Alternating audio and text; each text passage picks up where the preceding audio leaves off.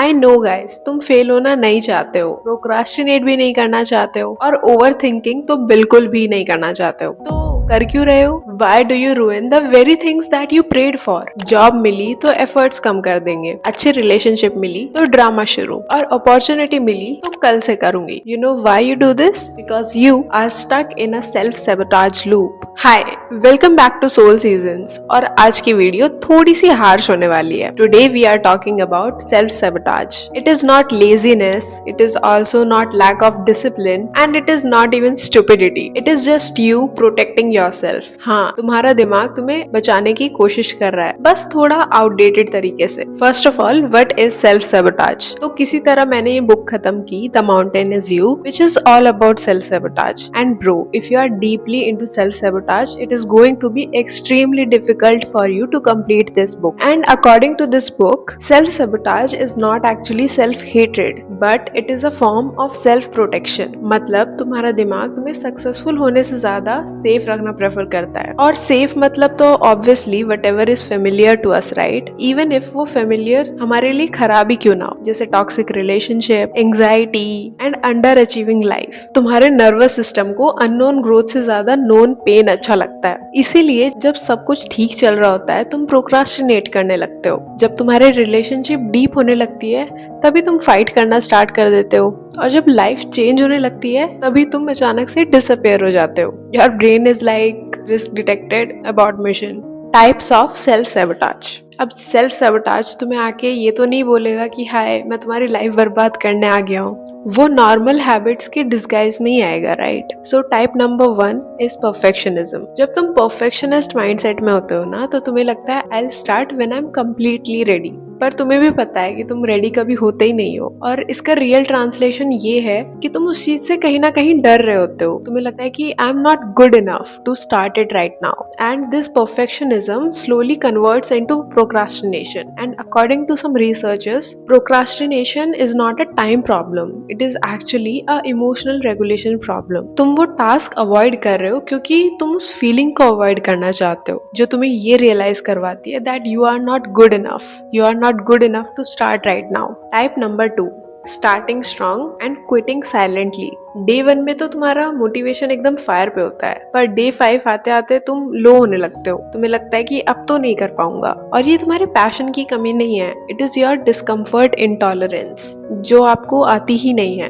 Type number 3, attracting people who are emotionally unavailable. तो वैसे तो हम सारा टाइम ग्रीन फ्लैग पार्टनर ढूंढते रहते हैं, हेल्दी रिलेशनशिप चाहिए, और जब हम चूज करते हैं तो वो भी रेड फ्लैग ही निकलता है, और वो भी deluxe edition. You know why? क्योंकि तुम उस टॉक्सिसिटी से फेमिलियर हो और तुम्हारा दिमाग वो फेमिलियर चीज को सेफ समझता है, इसीलिए तुम बार बार वही चीज अट्रैक्ट करते हो और आपका नर्वस सिस्टम उस इंटेंसिटी को ही कनेक्शन समझ लेता है। So you know what is needed, right? Type number 4, saying yes to everybody. So ये भी एक तरह का सेल्फ सेबोटाज है, क्योंकि अगर हमें लोगों को मना करना नहीं आता है, if we don't know how to say no to people, then we end up getting burn out ourselves, right? हमें तब तो लगता है कि हाँ ये भी कर लूंगी, मैनेज कर लूंगी, अरे टेंशन मत ले, I will handle.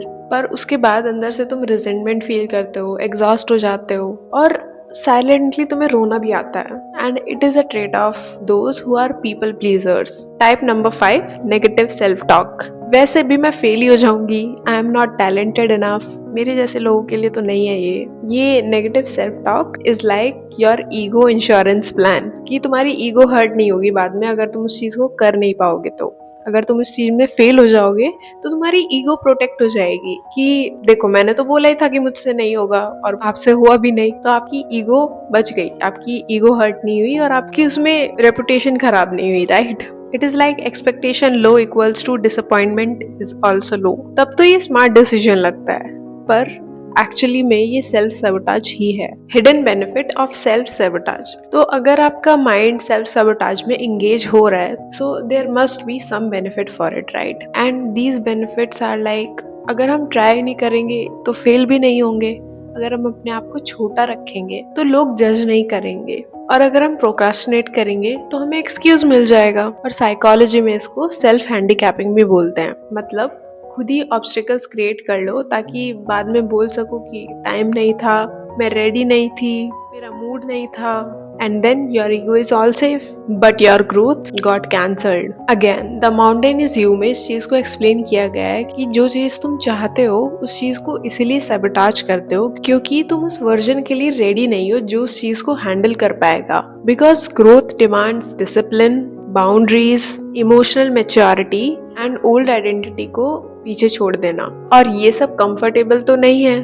The real problem. In the book Psycho-Cybernetics, there is the concept of self-image, according to which हम अपनी self-image के according ही perform करते हैं. अगर हमें लगता है कि हम procrastinator हैं, हम anxious type हैं, या फिर हम relationships में अच्छे नहीं हैं, so over the time हमारा subconscious mind उस चीज को prove करने लगता है क्योंकि consistent रहना किसी चीज में change होने से ज्यादा safe लगता है, even if that consistency is dysfunctional. So अब real question ये है कि how do I stop procrastinating? Real question ये है कि अगर मेरे अंदर से ये पैटर्न चला गया तो मैं कौन बनने वाली हूँ. मतलब that new version scares you, उससे तुम्हें डर लगता है और इसीलिए तुम चेंज होना भी नहीं चाहते हो. Emotional regulation, a skill that school didn't taught us. Mostly self sabotage is about emotional management. तुम इनकेपेबल नहीं हो, तुम बस उस अनकंफर्टेबल फीलिंग को टॉलरेट करना नहीं जानते हो. The book the willpower instinct explains that your willpower is connected to the stress. मतलब जब तुम्हारा स्ट्रेस हाई होता है तो तुम्हारा लॉजिक जीरो हो जाता है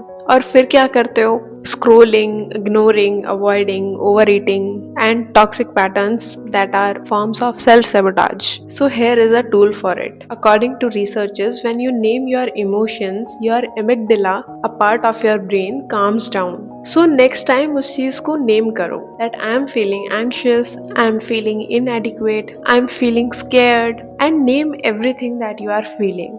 Be aware of it because awareness can break your sabotage.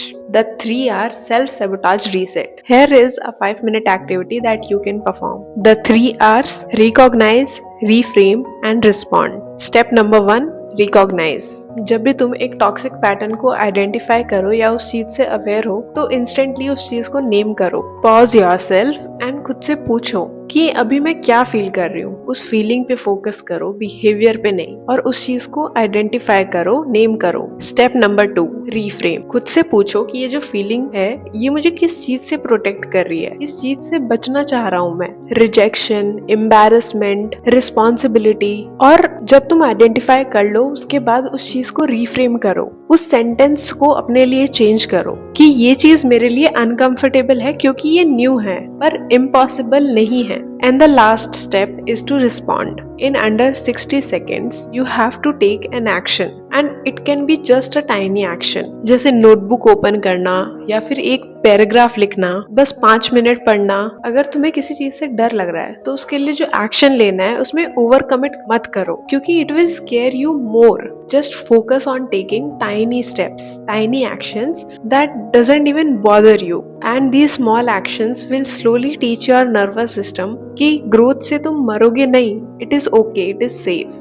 Old loop versus new loop. सो हमारा पुराना लूप क्या था कि हम पहले ट्रिगर होते थे, फिर उस इमोशन को फील करते थे, फिर हम उस चीज को अवॉइड करते थे, उस इमोशन को भी और उस काम को भी जिससे हम ट्रिगर हो रहे हैं या फिर जिससे वो हम इमोशन फील कर रहे हैं. उसके बाद अवॉइड करके हमें रिलीफ मिलता था और रिलीफ के बाद हम रिग्रेट करते थे. But now it's time to create a new loop. But what are new loop should look like is: trigger हुआ, उसके बाद इमोशन फील हुआ, उसके बाद अवॉइड करने की बजाय हमें 3R सिस्टम फॉलो करना है, and then micro action, and which will then convert it into confidence. So this should be the new loop. You know it very well कि हमें confidence किसी चीज को avoid करने से या सोचते रहने से तो नहीं आता है. हमें confidence जब भी आता है जब हम किसी चीज को survive कर लेते हैं, और ये survival जब भी आएगा जब आप उस चीज के लिए micro actions लेना start करोगे और ये 3R rule follow करना start करोगे. Daily rewiring. रात को सोने से पहले खुद से पूछो कि आज मैंने growth choose की या avoidance. चाहे वो action छोटा ही क्यों ना हो, but tiny small wins slowly forms your new identity. तुम्हारा self sabotage dramatic behavior से तो नहीं रुकेगा, वो रुकेगा तुम्हारे boring repeated action से, which is kinda painful, but you have to do it for the first 60 seconds only, and you will really see the change after that. मैं तुम्हें बताऊं कि ये सिर्फ एक state की problem है, ये इस चीज की problem नहीं है कि तुम उस चीज को avoid कर रहे हो या तुम्हें वो चीज नहीं करनी है. अगर तुमने उस state को change कर लिया ना 60 seconds में, तो उसके बाद तुम्हें कोई प्रॉब्लम नहीं आएगी। हमारा ब्रेन इस तरह से वर्क करता है कि अगर हमने फर्स्ट 60 सेकेंड्स में उस स्टेट को चेंज कर लिया तो हमारा ब्रेन ऑटोमेटिकली अडेप्ट हो जाएगा। So it's all about what you choose. Imagine करो अगर तुम खुद पे क्विट करना बंद कर दो, अगर कोई चीज स्टार्ट करो तो उसको फिनिश करो, अगर कोई प्रॉमिस करो तो उसको निभाओ। सेल्फ सैबोटेज तुम्हारी पर्सनालिटी नहीं है, it is just a pattern, और पैटर्न्स चेंज हो सकते हैं, you know it very well. ये सेल्फ सैबोटेज खत्म करने के लिए तुम्हें कोई नया इंसान बनने की जरूरत भी नहीं है, तुम्हें बस अपने पोटेंशियल को बिट्रे करना बंद करना होता है। This is Shagun from Soul Seasons reminding you that the mountain is not against you, it is waiting for you to climb it.